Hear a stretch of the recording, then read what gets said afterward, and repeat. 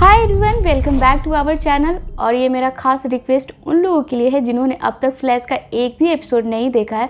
उन सभी के लिए मैं कहूँगी डिस्क्रिप्शन बॉक्स में इसके सारे लिंक्स यानी अप टू 11 एपिसोड के लिंक आपको डिस्क्रिप्शन में मिल जाएगा। पहले आप उसे चेक कर ले, उसके बाद आकर वापस से एपिसोड 12 देखें ताकि ये स्टोरी जो है आपको अच्छी तरीके से समझ में आ जाए। तो चलिए अब बिना किसी देरी के कहानी को आगे बढ़ाते हैं। तो एपिसोड 12 की शुरुआत एक रोड एक्सीडेंट के साथ होती है जिसमें एक कपल बुरी तरीके से पलटी कार में फंसे होते हैं और अब कार बस विस्फोट होने ही वाली होती है कि तभी एंट्री होती है यहाँ हमारे शो के हीरो बैरी यानी फ्लैश की, जो गाड़ी में फंसे कपल को बचा लेता है। जिसके बाद बैरी स्टारलैब पहुंचता है। तो वहीं बैरी की टीम बैरी के स्पीड में आई इम्प्रूवमेंट को देखकर बैरी की काफी तारीफें करते हैं। और अब कैथलीन की नज़र सिस्को के डेस्क पर पड़ती है जहां एक टैबलेट रखा होता है और उसमें फायर स्टॉर्म के बारे में सर्च किया होता है, जिसे देखकर कैथलीन सिस्को को समझाती है रॉनी को ढूंढना बंद कर दो, वो मेरा रॉनी नहीं है, तुमने देखा था ना, उसने मुझे देखकर अनदेखा कर दिया।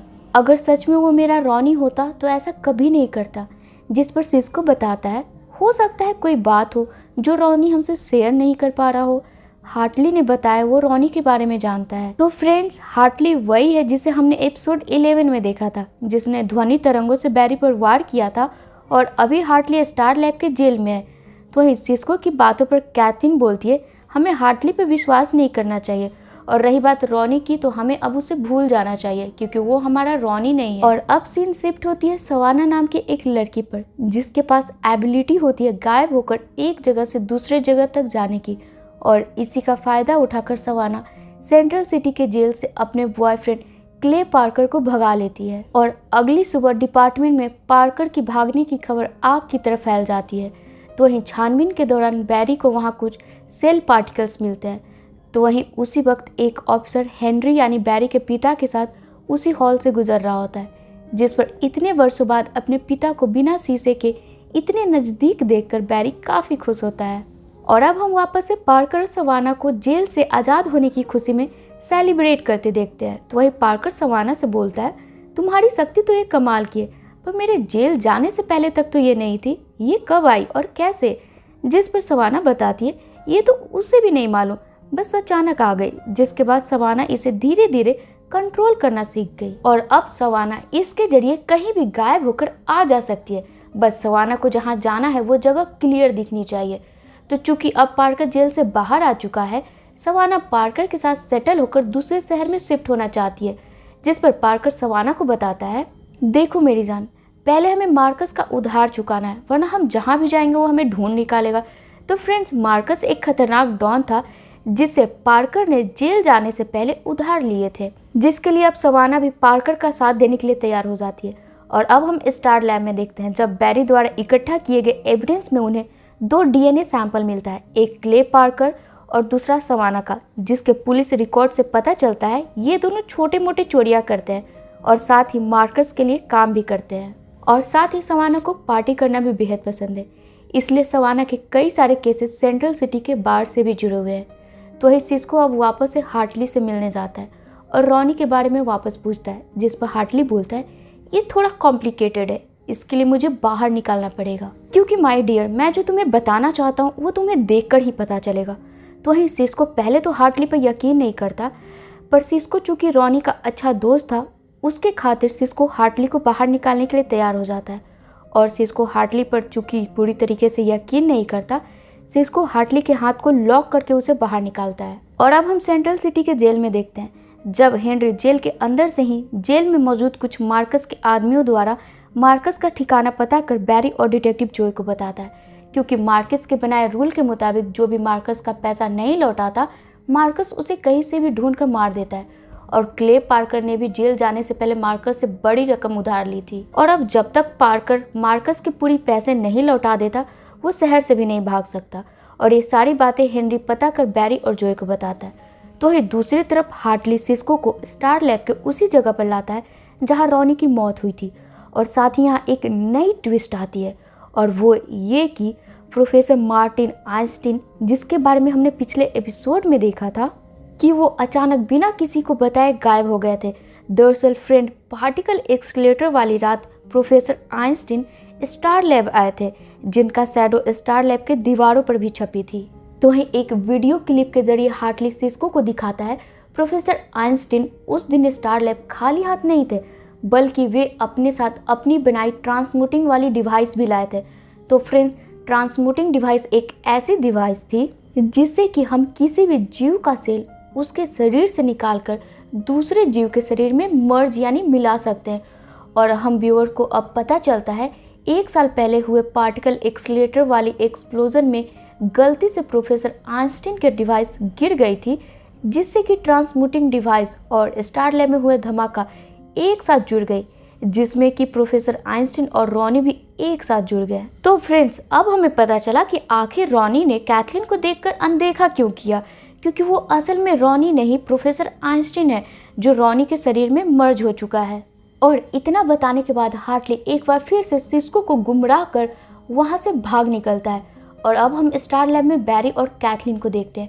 उन्हें शहर में हो रहे एक चोरी का पता चलता है, जहाँ जाने पर बैरी की मुलाकात क्ले पार्कर और सवाना से होती है, जो मार्कस के पैसे लौटाने के लिए चोरी कर रहे होते हैं, जिसे बैरी रोकने की कोशिश करता है। पर सवाना के टेलीपोर्ट वाली शक्ति के कारण बैरी सवाना को पकड़ नहीं पाता कि तभी पार्कर बैरी पर गोली चला देता है, जिसे बैरी अपने सुपर स्पीड से खुद को लगने से तो रोक लेता है, पर गोली बैरी को छू कर निकल जाती है। और इसी बीच मौका पाकर सवाना और पार्कर वहां से भाग निकलते हैं, जिसके बाद बैरी वापस स्टार लैब आता है, जहां कैथलीन बैरी के घाव पर दवा लगाती है। और डॉक्टर हैडसन सवाना की टेलीपोर्ट वाली शक्ति को जानकर इसे कैसे कंट्रोल करना है इसकी छानबीन शुरू कर देता है। तो वहीं अब रात के वक्त बैरी कैथलीन से सवाना की प्रोफाइल चेक कर सवाना की फेवरेट बार का पता पूछता है, क्योंकि बैरी को लगता है पैसा मिलने के बाद सवाना और पार्कर पार्टी करने गए होंगे। जिस पर कैथलीन बोलती है, मैं भी आती हूँ, रॉनी के जाने के बाद कहीं बाहर नहीं गई हूँ, बार में हम नज़र भी रखेंगे और साथ में थोड़ा हमारा मूड भी फ्रेश हो जाएगा। और फिर बैरी और कैथलीन बार पहुँचते हैं और दोनों अपनी पर्सनल लाइफ में हो रहे चीज़ों को भुलाने के लिए बहुत सारा ड्रिंक करते हैं, जिस पर कैथलीन पूरी तरीके से ड्रंक हो जाती है और बार में अटपटी हरकतें करने लगती है। और अब चूंकि बैरी पर ड्रिंक का कोई असर नहीं होता है, इसके बावजूद बैरी भी कैथलीन के साथ बार में बहुत एंजॉय करता है। तो वहीं बैरी की मुलाकात एक लिंडा नाम की लड़की से होती है, जो बैरी में इंटरेस्ट दिखाते हुए बैरी को अपना टेलीफोन नंबर देती है और फिर कॉल करने बोल वहाँ से चली जाती है। तो वहीं ज़्यादा ड्रिंक के कारण कैथलीन की तबीयत खराब होने लगती है, जिस पर बैरी कैथलीन को उसके घर लाकर कैथलीन का ड्रेस अपने सुपर स्पीड वाली पावर से चेंज करता है। जिस पर कैथलीन पूछती है, तुमने कुछ देखा तो नहीं? तो वहीं मुस्कुराते हुए बैरी बोलता है, अगर देख लेता तो हीरो कहलाने का हक खो बैठता ना। और फिर बैरी कैथलीन को सुला देता है। और अब आगे के सीन में हम सवाना और पार्कर को देखते हैं, जो मार्कस का पैसा लौटाने आते हैं। तो वहीं एन वक्त पर डिटेक्टिव जोय भी अपनी टीम के साथ मार्कस के अड्डे पर पहुंचकर फायरिंग करने लगता है, जिसमें कि मार्कस पैसे लेकर भाग निकलता है। तो वहीं क्ले पार्कर को गोली लग जाती है और जब जोय पार्कर के नजदीक जाता है, सवाना अपने टेलीपोर्ट के जरिए पार्कर को लेकर वहां से गायब हो जाती है। और अब अगली सुबह स्टार लैब में बैरी और कैथलीन को पता चलता है सिस्को की गलती के कारण हार्टली वहां से भाग चुका है। पर वही रॉनी और प्रोफेसर आइंस्टीन के बारे में सुन वे डिसाइड करते हैं, पहले वे सवाना को कैद करेंगे, फिर वे मिलकर रॉनी और प्रोफेसर आइंस्टीन को ढूंढेंगे। जिस पर डॉक्टर हैडसन बताता है, जेल से जो सेल पार्टिकल बैरी को मिला था वो सवाना के थे, जिसकी एक्टिविटी पर अगर हम गौर करें तो जैसे हम इसे लाइट में लाते हैं इसका सेल एक्टिव हो जाता है, पर जैसे ही इसका हम लाइट ऑफ करते हैं इसका सेल काम करना बंद कर देता है। इसका मतलब अगर हमें सवाना को पकड़ना है तो उसे किसी अंधेरे जगह पर ले जाना होगा। और तभी बैरी को जेल से कॉल आता है कि हेनरी पर किसी ने जानलेवा हमला किया है। और अब हॉस्पिटल पहुंचने पर बैरी को हेनरी बताता है कि उस पर जूलियस नाम के मार्कस के एक आदमी ने हमला किया है, क्योंकि मार्कस को पता चल चुका है कि हेनरी ने ही पुलिस को उसके अड्डा ढूंढने में मदद की थी। जिसे सुनकर गुस्से में बैरी जूलियस के पास जाता है और जूलियस को उसके घर से उठाकर सेंट्रल सिटी के जेल के बाउंड्री में लाकर मार्कस की अगली चाल के बारे में पूछता है।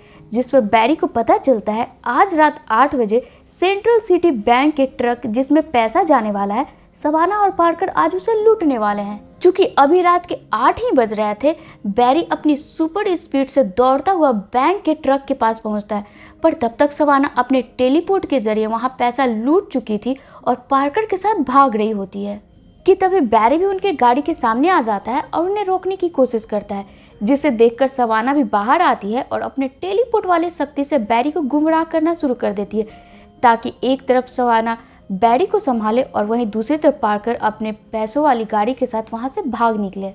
तो वहीं अब बैरी भी बड़े ही स्मार्टली तरीके से उन्हें गुमराह करते हुए एक सुरंग वाले रोड की तरफ ले जाता है और वहां अपने टीम के इंस्ट्रक्शन को फॉलो करते हुए सुरंग में मौजूद सारी लाइट्स को ऑफ कर देता है, जिससे कि उस सुरंग में अंधेरा हो जाता है। और अब अंधेरा होते ही सवाना की टेलीपोर्ट वाली शक्ति काम करनी बंद कर देती है। तो वहीं बैरी को सिर्फ सवाना पर फोकस करते देख पार्कर वहां से सवाना को अकेला ही छोड़कर पैसे लेकर भाग निकलता है, जिसके बाद बैरी सवाना को लाकर स्टार लैब की जेल में डाल देता है। तो ही अब अपना काम खत्म कर बैरी लिंडा से मिलता है। तो फ्रेंड्स, लिंडा वही थी जो बैरी को बार में मिली थी, जिसने उसे अपना नंबर दिया था, और साथ ही लिंडा भी आयरिस के ही ऑफिस में एक रिपोर्टर थी। तो ही अब एपिसोड के आखिर में हमें स्टार लैब के बेसमेंट में बने हिस्से को दिखाया जाता है, जहां 2 गार्ड उस जगह की मरम्मत के लिए छानबीन कर रहे होते हैं कि तभी उन्हें किसी जानवर की गड़ाने की आवाज़ें आती है और पूरे दीवारों पर ग्रूड लिखा होता है। और कुछ देर बाद हम देखते हैं उन दोनों को वही जानवर खींच कर ले जाता है और ये एपिसोड यहीं पे ख़त्म हो जाती है। तो फ्रेंड्स, ये ग्रूड वही जानवर था जिसे हमने एपिसोड 5 के आखिर में देखा था, जिससे डॉक्टर हैरिसन ने ठीक करने का वादा किया था। तो फ्रेंड्स, अब ये देखने के बाद इतना तो समझ में आता ही है कि आगे वाला एपिसोड कितना दिलचस्प होने वाला है। तो आगे की सीरीज़ को कंप्लीट करने के लिए आपको पता है ना कमेंट बॉक्स में क्या लिखना है, और साथ ही आप लोग को एक और काम कर लेना है कि इसके बाद आप हमारे चैनल पे कौन सा वेब शो देखना चाहते हो उसका नाम भी आप हमारे कमेंट बॉक्स में ज़रूर डाल सकते हो। आपके कमेंट का हम इंतज़ार करेंगे।